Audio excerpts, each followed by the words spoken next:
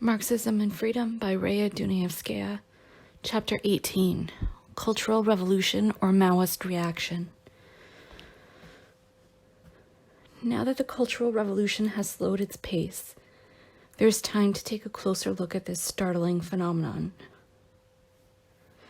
The Red Guards may appear to have emerged out of nowhere, but on August 18, 1966, they arrived 1 million strong in paramilitary formation to hear Defense Minister Lin Pao, Mao's closest comrade in arms, explain the big character poster bombard the headquarters.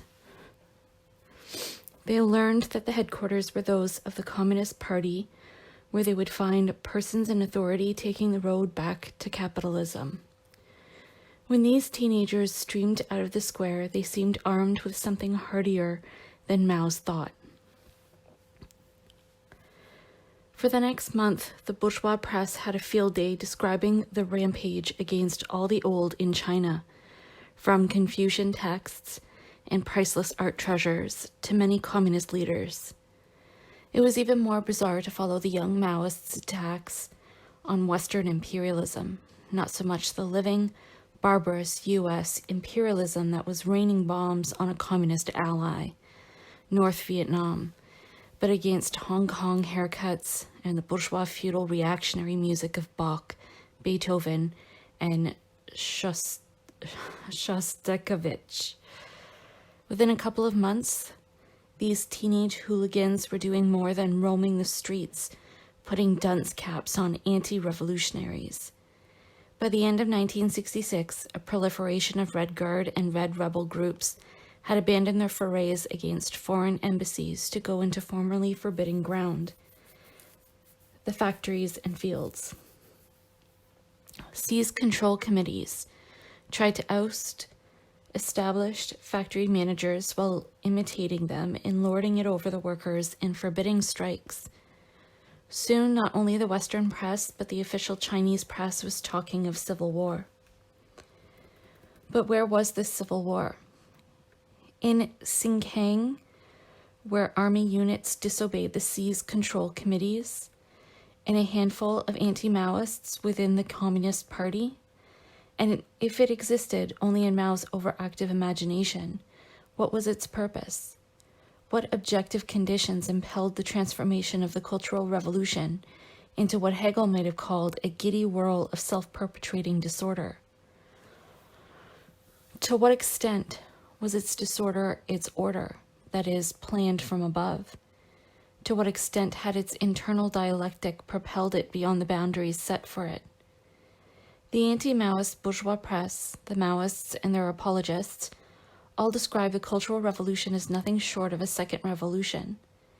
The bourgeois analysts depict Mao as a man looking back nostalgically to the days of the Long March and slipping into occasional fits of paranoia. The Maoists and their apologists paint a portrait of Mao, their 840 million actual portraits, which shows him forever young, forever moving forward, forever combating those party, state, and army bureaucrats who would lead the new generation from the path of uninterrupted revolution to the path of revisionism. The factual information about events in China is hard to find, but the value of this description of a second revolution can be assessed. What is necessary is, first, to see China in its world context, especially in the period immediately preceding the Cultural Revolution, and second, to keep one's presuppositions aside so that the dialectic of the Cultural Revolution can be followed in and for itself. This is particularly important because the origins of the Cultural Revolution are tangled inextricably with the course of the war in Vietnam. The crucial year, 1965.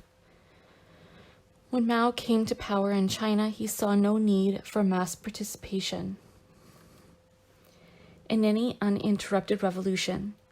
Indeed, it was not until 7 years later, in 1956, that he saw a need to convene a Congress of the Chinese Communist Party, which had last met 11 years before, in 1945. The 1956 Congress declared China to be state capitalist, a formulation with which this author agrees.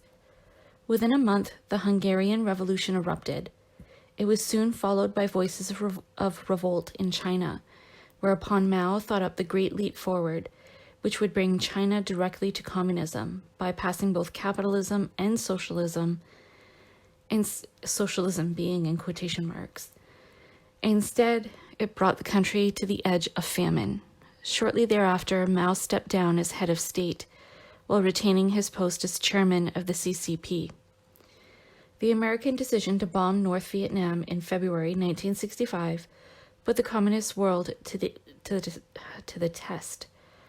China, which had pictured itself as the besieged fortress, had to face the fact that U.S. imperialism had turned North Vietnam into a genuinely besieged fortress.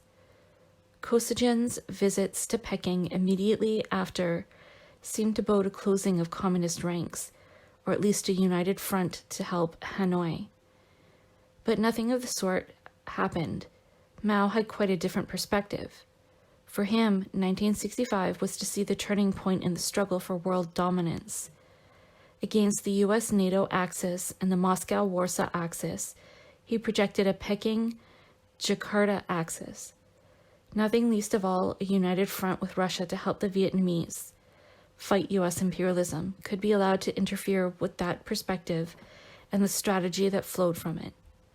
Where the others were ready to hold world perspectives in abeyance, once the strategy of a Peking-Jakarta axis disintegrated, Mao became all the more adamant in his single-minded view of China as the center and sole leader of world revolution, to which Vietnam must be subordinated.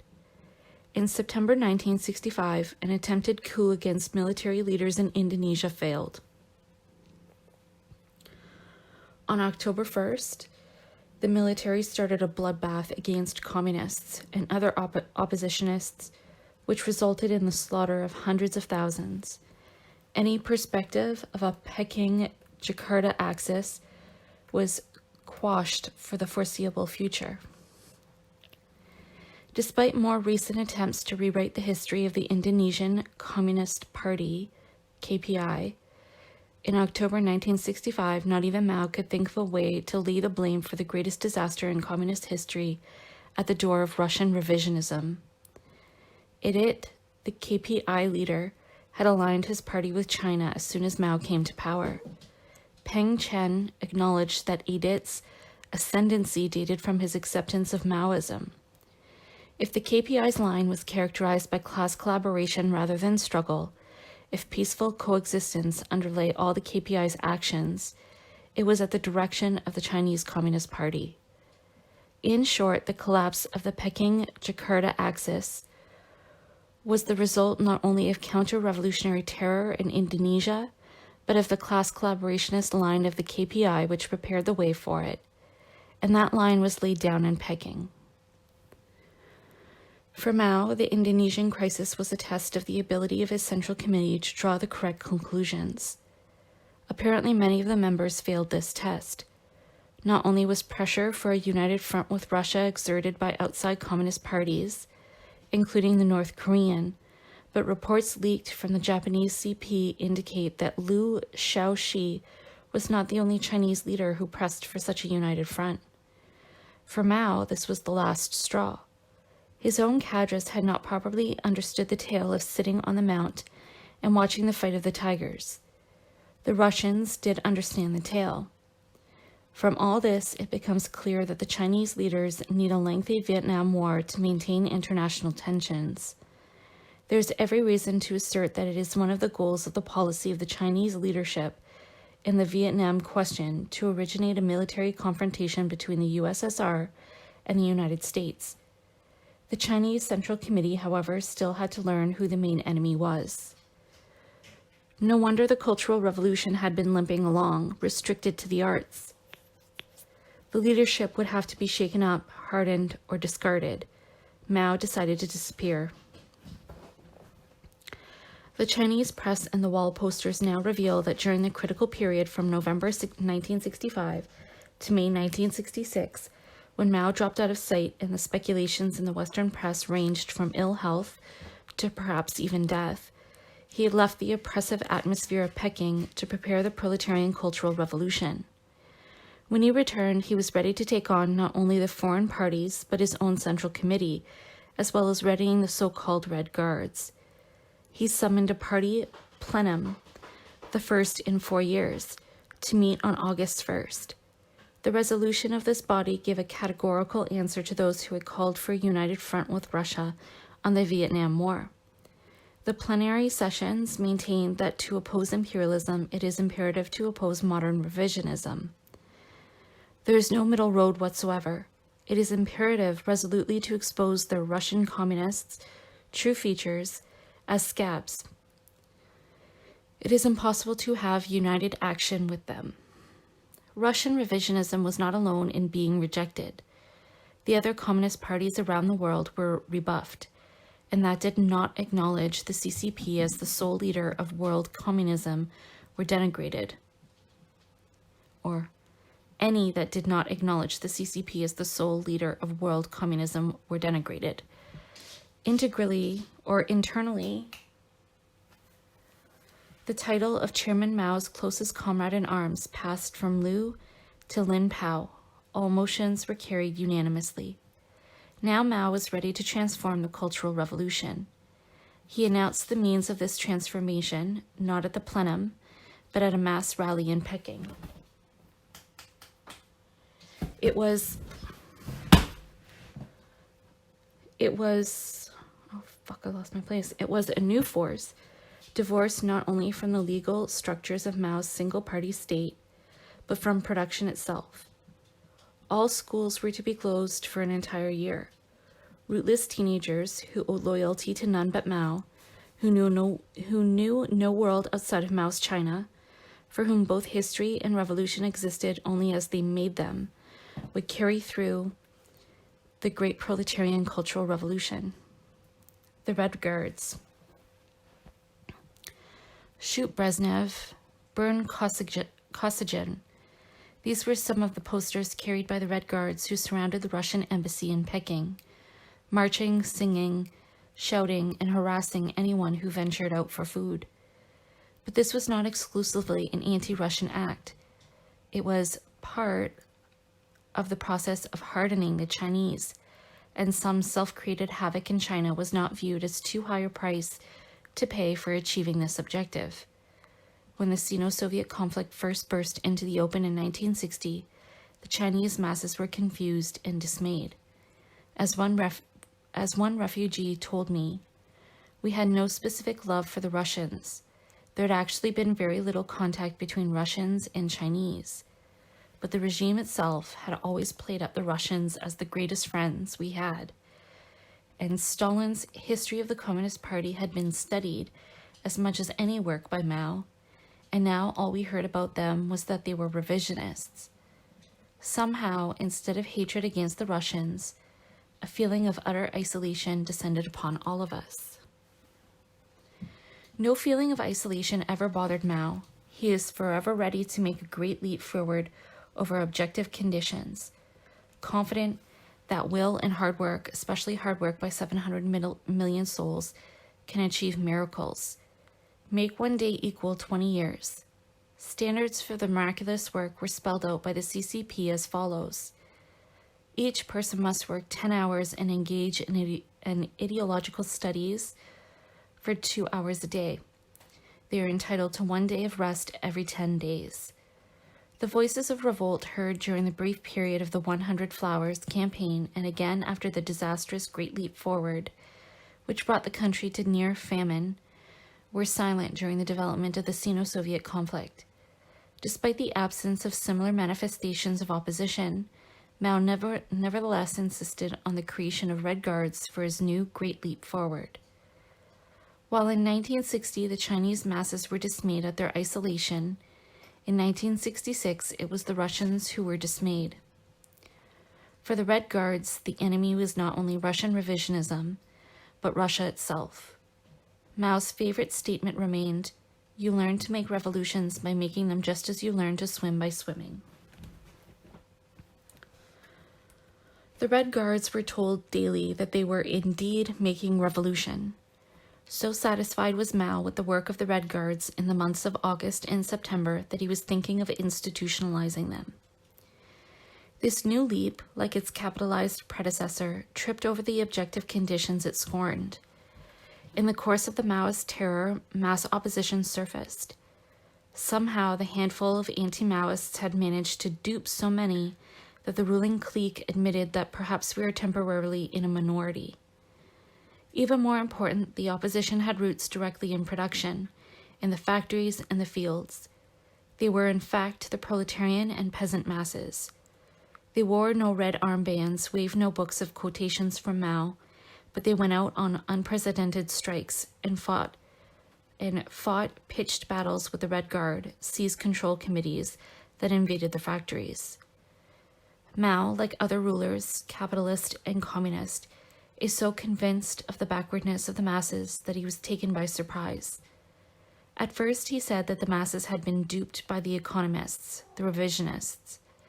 Since the Red Guards were his creation, and he had been so satisfied with their vicious vandalism against the old culture, and persons in authority taking the road back to capitalism during the months of August and September, he had now to decide whether to permit them to shift from these attacks into an assault on management of production. He permitted wall poster criticism of Chu Enlai, who had asked the Red Guards to keep out of production and away from the agricultural communes. The Red Flag then began to write against phony Red Guards who waved the red flag to attack the Red Flag. Finally, however, both the People's Daily and the Red Flag printed editorial warnings to industry that it was not sacrosanct. Of all the myths created by the Cultural Revolution, none is a greater hoax than the myth of Mao's dependence on and confidence in the youth. His readiness to turn away his old comrades in arms was not designed to leave the fate of the world revolution, Sino-centered in the hand of the youth. As Mao himself had told Edgar Snow in 1965, the youth could negate the revolution. The army alone had always enjoyed his confidence. On the other hand, at no time did he trust the youth, in or out of power. His suspicion of the young rose to fever pitch in 1958 when it became clear that they were in the forefront of the opposition both to his thought in the 100 Flowers campaign and to his great leap forward. He sent them to build the dams, not to become the ruling cadres. There is no country on earth where the leadership is kept in such old hands. The average age of Politburo members is close to 70. Even the alternate members average 63. For a brief moment in 1964, it looked as though Mao might entrust some serious responsibilities to the Communist Youth Organization when he spoke to it about successor generations. However, even that brief moment in the sun was eclipsed by the slogan, "Learn from the Army." And indeed, in the whole of 1965, it was the Army that was to be emulated, especially since it studies Mao's thought. Not only was the plan jettisoned, but so was the whole youth organization when suddenly, or so it seemed, the Red Guards were created. Far from proving Mao's unshakable confidence in the youth, the formation of the Red Guards was a manifestation of his belief that the country, including the youth, had to be shaken up, had to be made literally to live by and sleep with the little red book at their sides. In this shake-up, no one knows how many have been arrested, taken to prison, tortured, or actually beaten to death. Estimates run as high as 60,000 prisoners and thousands beaten to death. But the talk now of the indiscipline of Red Guards does not augur well for them either. In any case, the masses, workers and peasants, did rise up against the new terror. The bitter and bloody struggles had begun. Nothing helped much. The point of no return had been reached. The deluge came. Soon the press in the West and in China itself was talking of civil war. In reality, what followed can best be called a preventative civil war, deliberately provoked by Mao. But in provoking it, he sealed the fate of his regime. The immediate outcome of the current struggle cannot affect that fate.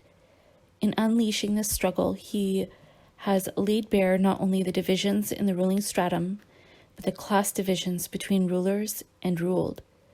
Mao is caught by the objective conditions of a world divided between two and only two giant industrial powers. He does not have the advantage Stalin had, the use of world CPs as outposts of his foreign policy. He has no confidence in the world proletariat, and the Chinese proletariat has no confidence in him. They are finished with great leaps forward that throw them backward. In this situation, to take the rootless elements and transform them into the tools of the ruling clique is the only answer, and it is no answer.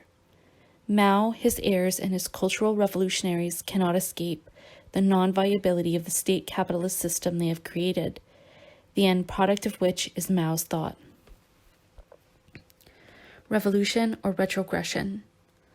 Some self-styled revolutionaries are ready to forgive Mao every crime in the book and leave a few blank pages for those he might invent later, on the ground that he is the foe of U.S. imperialism, which is the chief enemy of world revolution.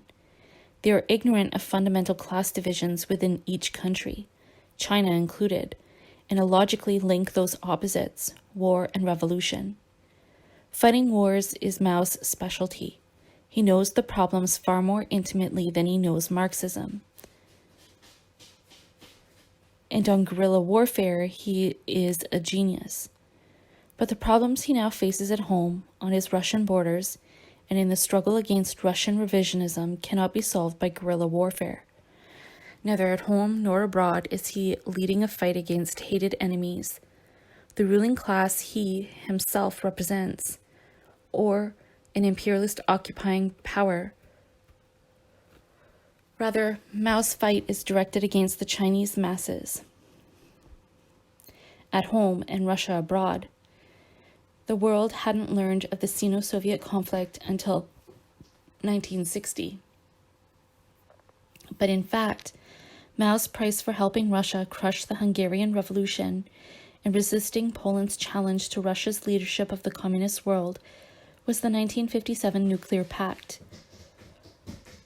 It was only when, in the spirit of Camp David, Khrushchev reneged on sharing Russia's nuclear know-how with China that Mao turned against the policy of peaceful coexistence. He had advised at Bandung.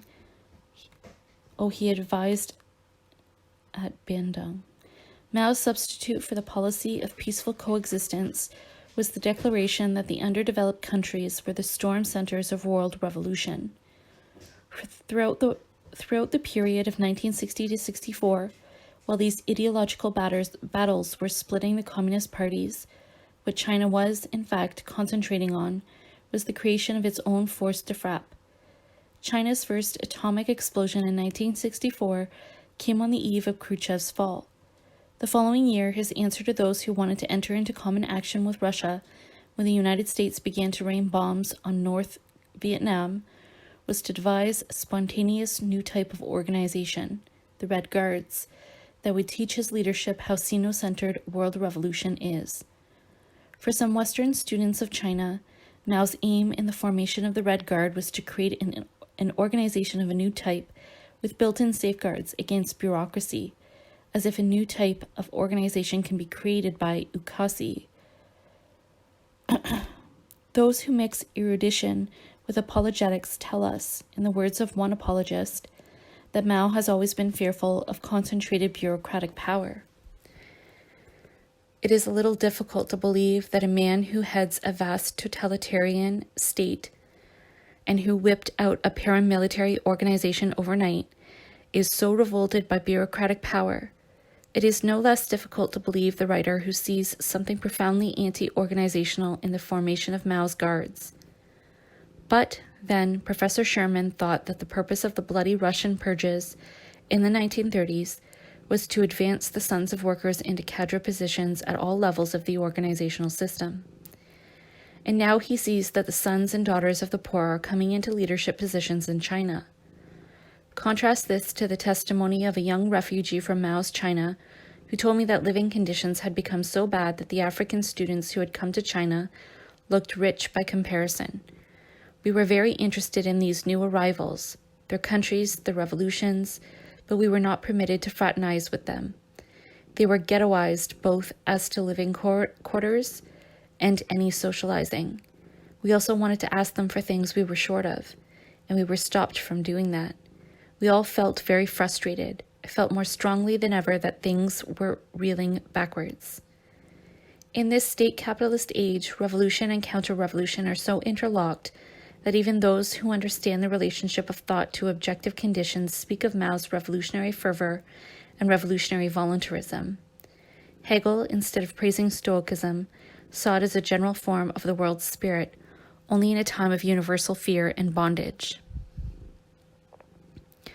Marx saw the need to listen to impulses from a new objective revolutionary force, the proletariat, and to transcend the ideas of others, whether bourgeois idealists, radical putschists, or anarchist voluntarists, before a truly revolutionary philosophy of liberation could be elaborated. Lenin saw the need to show that, although the petty bourgeois in a frenzy may also wish to smash up the state, what distinguished Bolshevik violence was that we recognize only one road, changes from below. We wanted workers themselves to draw up from below the new principles of economic conditions. As against these discoveries of the dialectic of thought and the dialectics of liberation, men who could not conceive of the shaping of history without a subject, today's self-styled revolutionaries think it enough for the supreme commander and great helmsman to order social change for it to be realized. But is that revolution or liberation? They see the enemy as Russian revisionism. Russian communism has, of course, not only revised Marxism, but transformed it into its opposite. But that opposite is the very foundation of Mao's thought. In his recent most basic and most revolutionary-sounding challenge to Russian revisionism, a proposal concerning the general line of the international communist movement, Mao says, "For a very long historical period after the proletariat takes power, class struggle continues as an objective law independent of man's will. For decades, or even longer, for an entire historical period, there are classes and class struggles in all socialist countries without exception." He repeats this theme over and over, concluding that it may remain true perhaps for even a century. But if classes and class struggles continue under socialism, what is the point of overthrowing capitalism? Surely no more deadly deviation has ever been proclaimed as a principle of Marxism-Leninism. This is not a theory of revolution, it is a theory of retrogression, all the more serious since it is proclaimed not in the name of fascism, but of Marxism-Leninism. Mao has always propounded protracted struggle, raising it to the level of theory. But to the masses, this is not theory. It is the weight of exploitation they have had to endure in all class societies, except that it was not called socialism. One communist refugee, after telling about work during the Great Leap Forward, the most primitive labor imaginable, as if we were to build a whole dam by hand, we lacked even such simple devices as a block and tackle to lift heavy rocks. These had to be pushed into place by sheer brute force. Insisted that the worst was not the work, but the discussion meetings that followed. We didn't know which was the harder to hear, the labor, we didn't know which was the hardest to bear, the labor, the food, or the meetings. We had to describe what we did that day, and we had to speak about our attitude to what we did. Although I had volunteered for the job, the Great Leap Forward sounded great to me at Peking University. I now began to feel as if all our labor was forced labor. I kept my tongue, but you couldn't always keep quiet, since if you kept silent, your team leader would see you afterwards and ask what was the matter. I felt like I was nothing more than an ant, not only because of the unthinking labor, but because you so often said yes when you meant no. Moreover, my own experience kept intruding into the study of Mao's thought.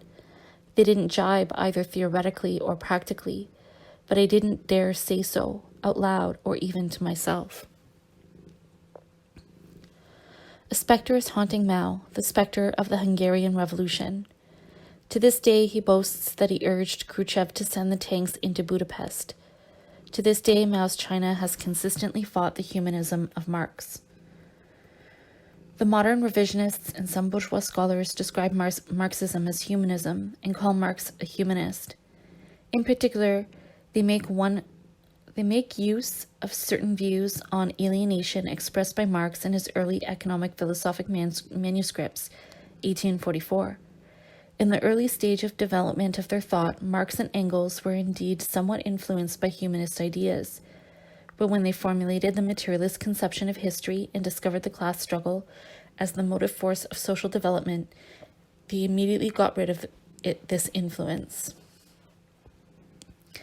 A basic document of the Cultural Revolution, raise high the great banner of Mao Zedong's thought and carry the great proletarian cultural revolution through to the end, openly admits, if serious steps were not taken to remold the intellectuals, they were bound at some future date to become groups like the Hungarian Pitofi Club.